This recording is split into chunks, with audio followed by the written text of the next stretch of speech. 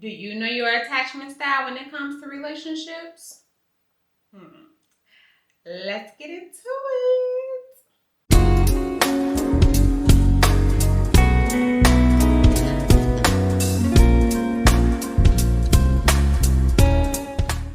Hey, my peaceful chaos followers. Welcome back to another episode of Peace Over Chaos. Y'all, today we are going to talk about attachment, love, and emotional safety beyond Valentine's Day, right? Because Valentine's Day just passed, and I hope you guys had a weekend filled with love.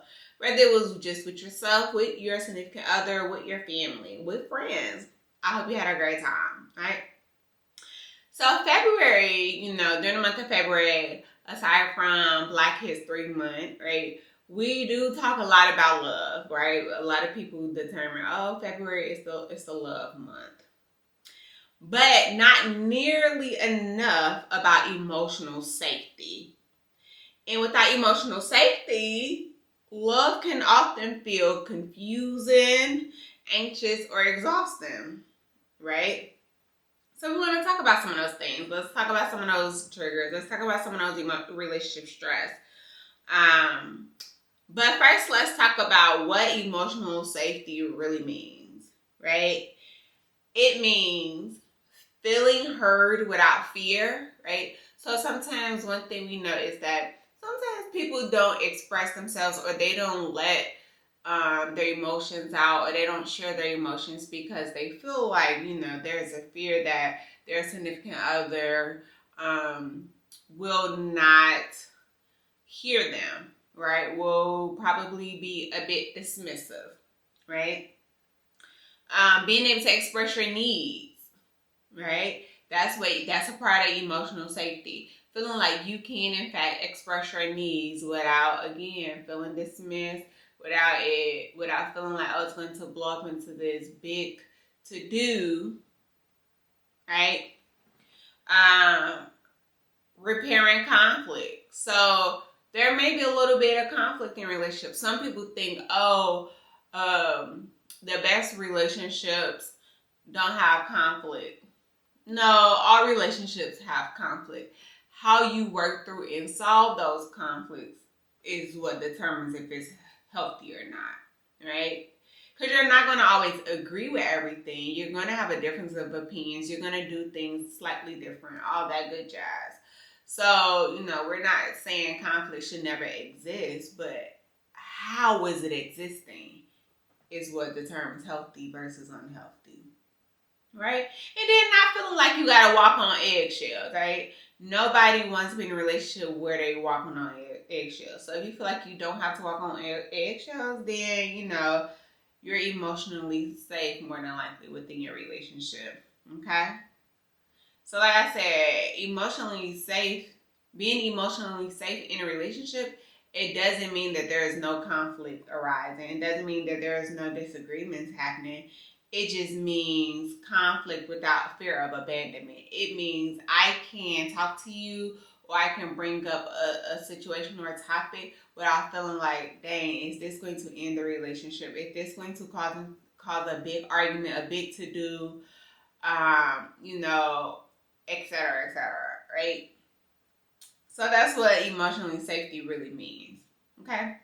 So I'm going to talk about 4 different attachment styles. And I'm going to focus on 2, okay? So the first attachment style is secure attachment style, right? And so that means exactly how it sounds. Here you feel secure in your own space and can be open and supportive towards your partner, right? You can still experience some insecurities and problems within a relationship, but you're not afraid to talk about it because you know that you and your partner have each other's back. You guys are going to be able to break the conversation down, get a good understanding, and resolve the problems. With secure attachment style, you also know that, or you as an individual, you're not afraid of being alone. You're not just going to accept any old thing willy-nilly in any type of relationship, okay? You are you're very secure in what you're doing. You know your self-worth, right? You know how to ask for help, you know how to ask for support, and you're not afraid that it's going to backfire. Okay, so that's secure attachment style. The next one is anxious attachment style. So here you do not trust your partner's feelings for you, and you need continuous reassurance from them, right? And so as I'm breaking down each of these attachment styles, I'm also going to talk about like how they can impact your relationship, right? So with anxious, again, um, you don't trust their feelings towards you, and you need constant or continuous reassurance from them. So this also can look like, you being clingy, or your partner is being clingy if you feel like they have anxious attachment styles, right? So clinginess is present. You always need attention, continuous need for attention and love is present.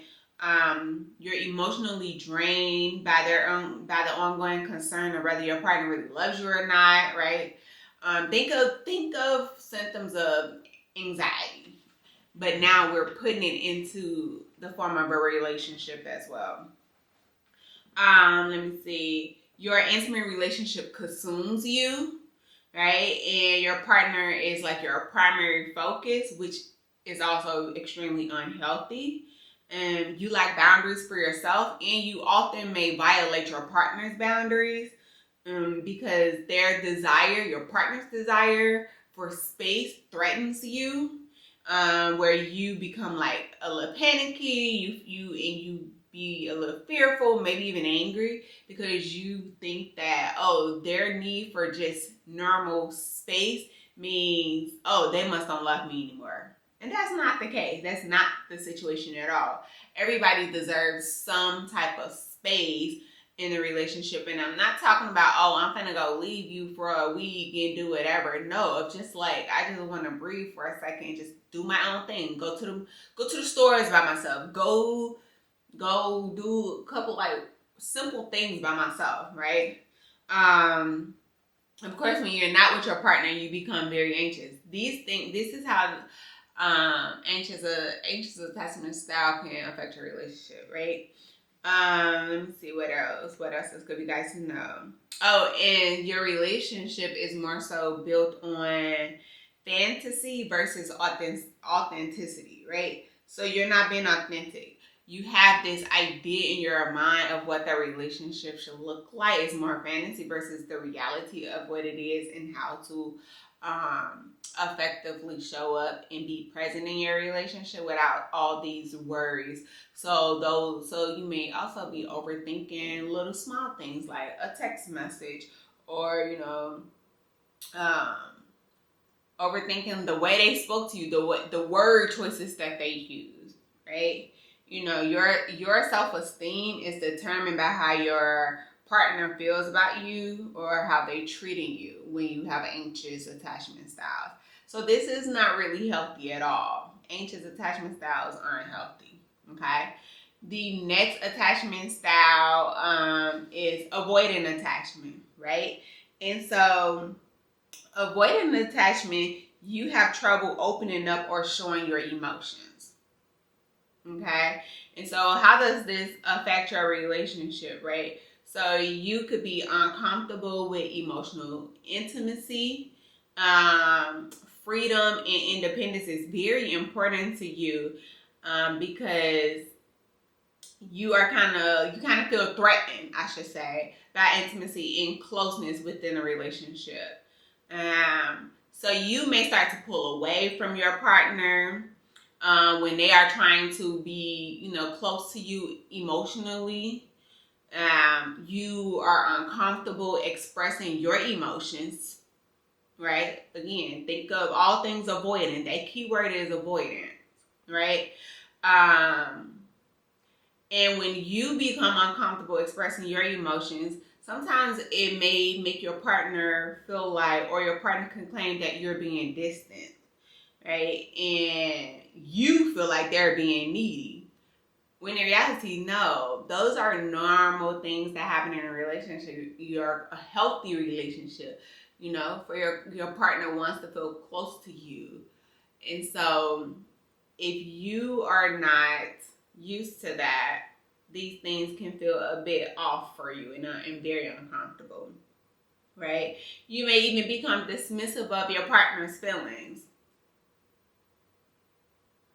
Yeah, because you're avoiding it.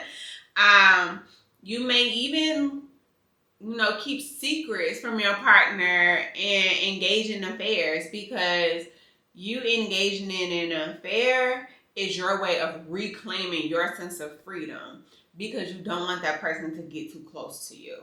So you're really self-sabotaging at this point, right?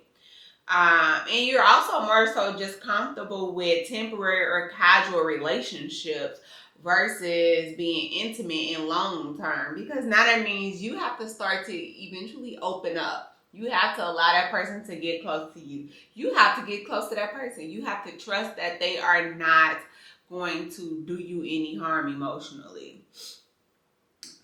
You also believe, if you're a person that falls under, or a person that falls under avoidant attachment style, you also believe that intimacy is not for you, right?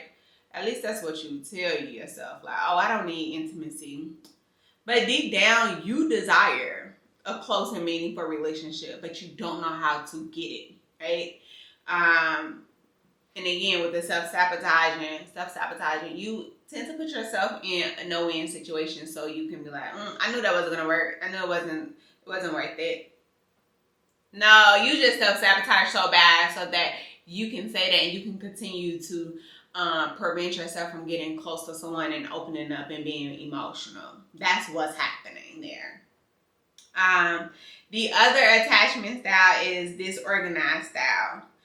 Okay, and so my main two I was focusing on was the anxious and avoidant, which is why I gave you guys more details about those or what that looks like. So with disorganized, you do not trust your partner or others, right? You either push people away or have an unhealthy need for closeness. So it's kind of like a mix of the other ones, right? Studies show that, or statistics show that 56% of the population has a secure attachment style, which is great because that's the most healthy one, right? 20% exhibits anxious style, 23 falls under the avoidant attachment style, and then the other 1% is disorganized style, which is great. It's only 1%. We can get y'all up out of there, but at least that's where we are. There's only one, and more often than not, we are seeing more people be a part of the secure attachment style, right? So how do we get here, right? How do you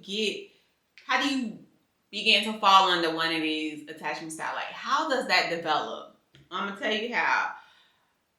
Most of the times, our attachment styles are influenced by our upbringing, right? Everything always goes back to our upbringing. Those first relationships that we had with our parents or whoever our caregiver was, that interaction, that bonding experience with our first relationship with our caregivers definitely has a big influence on how we relate to intimacy later on in life. Okay? And then, so if you saw, if your parents was very avoidant in how they did things, right? You may adapt that behavior and be avoidant as well. Or you may do the opposite and become a little anxious because it's like you didn't receive certain love and certain closeness from your parents or your caregivers or whoever was very heavy in your life throughout your childhood, right? And so take a moment, and I want you to just think about the current relationships you're in, your past relationships, what those dynamics look like, and then also write down and think about the relationships and the bonding experiences you had with your parents or your caregivers. And I want you to compare the two and see if there is some overlap, or see if there is the extreme opposite, right? Another example of that, of like how they compare is like, let's say you grew up in a household with an alcoholic parent. You're going to more than likely exhibit one of the two, right? You either become an alcoholic yourself, or you stay so far away from alcohol you don't even want to even see it in your presence at all, because you know what that behavior looks like. You witnessed it. So think of it like that. It's the same with attachment styles. You either could have witnessed a very secure attachment style through your parents, or even just your relationship with your parents, how you guys bonded, or which is the healthy one. Remember, secure is the healthy one. Or you saw that your parents avoided, or caregivers avoided each other, avoided you, and you started doing that, or you became very clingy because it was a lot of avoidance happening, right? So take a moment, write that down, and think about and do the compare and contrast there. Okay. But understanding, I wanted to talk really about that a little bit, the different attachment styles, because really knowing the different attachment styles can definitely provide us or you with insight as to not only the behaviors of our partners, but also our own behaviors too. Right? Because in reality, our attachment style influences who we pick as partners and how the relationship will progress. So you want to be mindful of that. Also, most of the time people unconsciously select their partners that conforms to their attachment styles. So even just simply being mindful of what those attachment styles are, the meanings of it, how it can look in relationship, the triggers, all that good stuff can be very helpful as you continue to grow as an individual and grow within your different relationships. And these attachment styles don't only just show up in intimate relationships either. It also shows up in your work relationship, family relationship, friendships, all those other things. It shows up everywhere. So yeah, I want you guys to really take some time and think about that. Because we don't want to repeat the behaviors. I'll say this. We don't repeat behaviors because we want to, right? We just repeat the behaviors because they feel familiar.